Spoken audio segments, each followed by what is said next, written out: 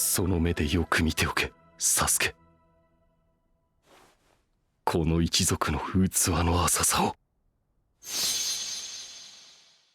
The truth about Itachi Uchiha's life story, the way of the genius.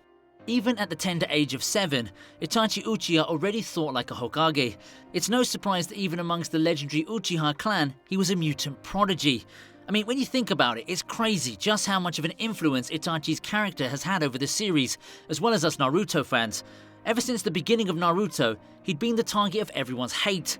We knew next to nothing about him, but just because he was portrayed as a traitor, as a person who'd committed a familicide on his whole clan, as someone who killed his own parents, as someone who went rogue after deserting his village and killing his people. He's a textbook example of a psychopathic antagonist.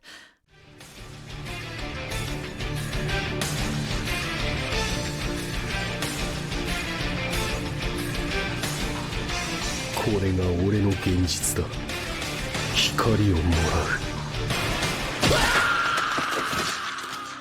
At least, that's what we thought.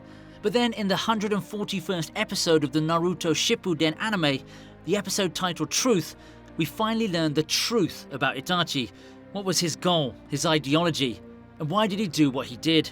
After years of following the Naruto series, of being curious about Itachi's character, we finally got to learn the truth.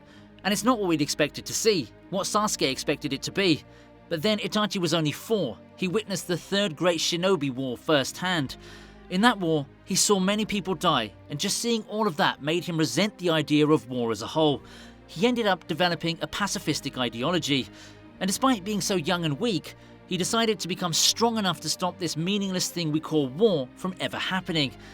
As he was growing up, he realized that his father, who happened to be the head of the Uchiha clan, was actually the mastermind behind the ultimate plan that would eventually result in a coup d'etat, and Konoha's actual government would be overthrown, making the Uchiha clan the true leaders of the village.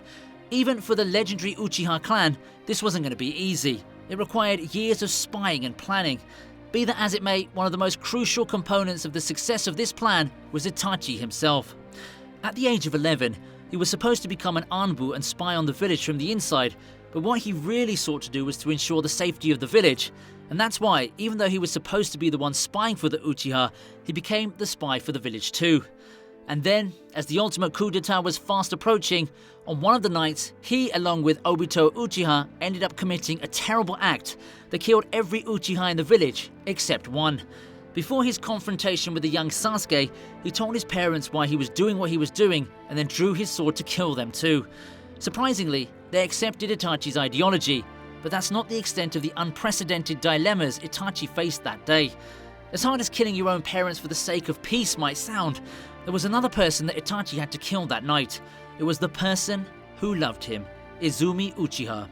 Now, in the anime, it may have been Obito who killed her, but if we consider the light novel, what actually happened was that when Itachi approached Izumi, he placed her in a Tsukuyomi, and let's not forget that Tsukuyomi is supposed to be an extremely strong form of Genjutsu. In that Tsukuyomi, Izumi Uchiha lived her entire life in a fraction of a second. She took the Chunin exam and became a Chunin, and then after living out her days as a shinobi, she retired and became Itachi's wife.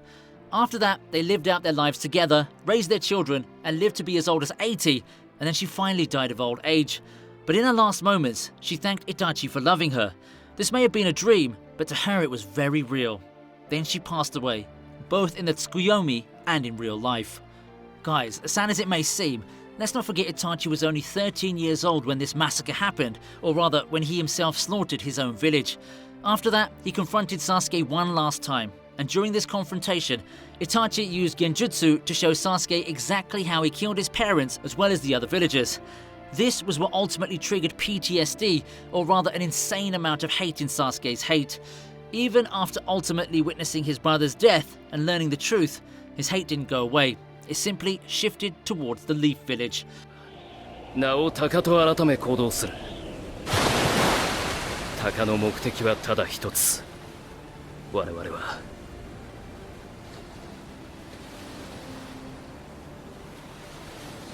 この葉を潰す。Well, this did give us the pleasure of seeing that despicable Danzo die, who was hogging all of those Sharingan to himself. Yet Danzo's death was very satisfying, no cap there. Anyways, after that slaughter, Itachi left the village and became part of the Akatsuki, until the day he came back to the village once again to take Naruto and had another confrontation with Sasuke. It was also revealed that Itachi's goal for coming back was to also make sure if Sasuke was doing fine. As the years passed by, Sasuke found his own way of becoming stronger, and he finally came across his brother once again, this time to end him. The fight was intense.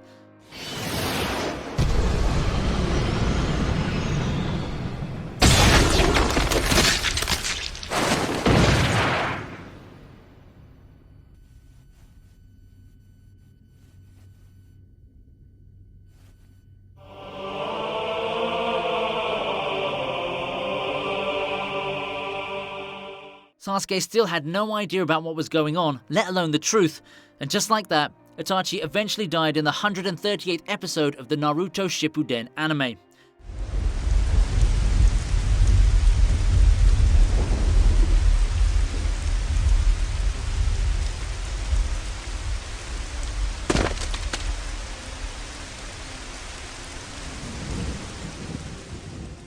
And it was after his death that Sasuke learned the truth. Then there's the arc that starts with the 451st episode of Naruto Shippuden. It's the Itachi Shinden book, Light and Darkness. It's a clear depiction of Itachi's life, his childhood, his friendships, growth, and whatever else he was until that night. Back when Sasuke was born, Itachi was barely 5 years old, and yet 3 months later, Obito lets the Night Tails loose, so the village is in some serious trouble. Itachi makes his way to the shelter together with Sasuke and Izumi, but the damage that was caused by this incident couldn't be ignored. As the village was being reconstructed, Danzo moves the Uchiha clan to the outskirts of the village, thinking that they're the ones to be blamed for this conflict. This, of course, didn't sit right with the Uchiha clan, but they agreed, at least for the time being. At the age of 6, he enrolls in the Ninja Academy, along with a few other Uchihas, including Izumi. At this point, he was already questioning a lot of things, and he also found a friend who appeared to have similar thoughts. This friend of his was Shisui. Be that as it may, Itachi's massive progress doesn't remain unnoticed. He's given an early graduation at the age of 7. Or to put it simply, at the age of 7, he was already a full-fledged shinobi.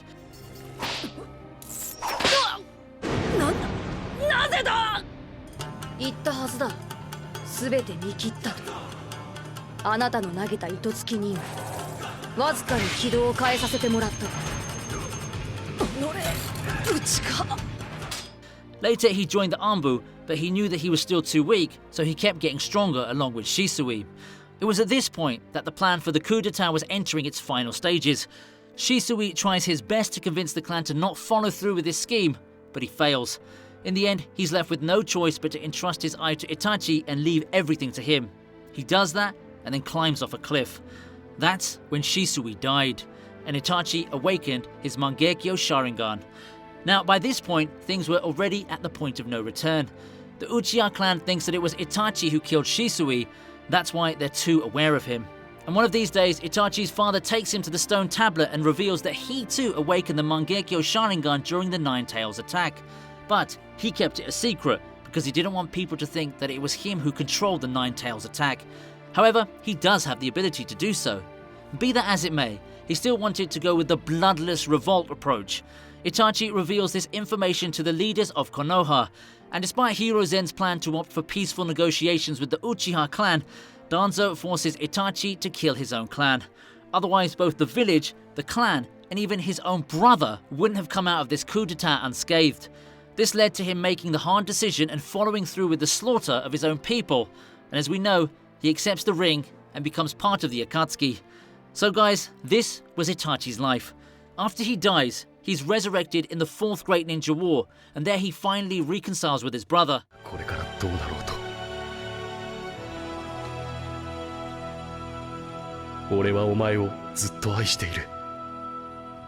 Thinking about it now, it's hard to say that Itachi's decision was the right one. He was still barely 13 when he did all of that, and after losing Shisui, he was alone in his thinking. Things may have ended differently, and that's exactly what makes all of this so sad. Do share your thoughts on what you think about Itachi. This topic is just too difficult to ignore. I mean, frankly, it's sad enough to make a grown-ass man tear up. お前は本当に優しい子だ。